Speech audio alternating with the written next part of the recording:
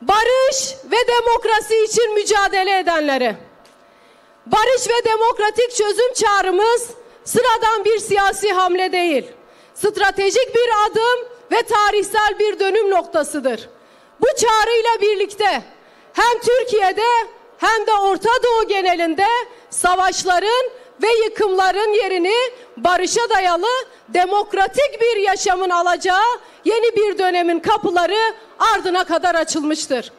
Bu yalnızca bir temenni değil, güçlü bir imkan ve ciddi bir pratik adımlarla inşa edilmesi gereken somut bir gerçekliktir. Çünkü gerçek barış yalnızca silahların susması ya da çatışmaların sona ermesi değildir. Gerçek barış, özgürlüğün, demokrasinin ve toplumsal adaletin yaşamın bütün alanlarında vücut bulmasıyla mümkündür.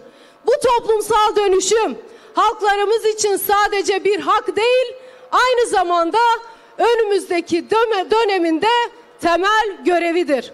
Halklarımızın mücadelesiyle barış, demokrasi ve özgürlük değerleri mutlaka kökleşecek, toplumsal yaşamda karşılığını bulacaktır.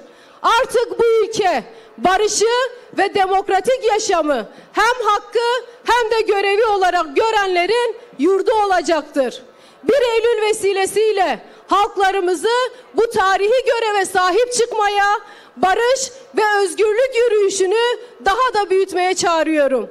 Herkesin bu dönemin ciddiyetini kavrayarak kendini gözden geçireceğine ve barışın ruhuna uygun hareket edeceğine olan inancımla hepinizi bitmeyen sevgi ve saygılarımla selamlıyorum. Abdullah Öcalan, İmralı Adası.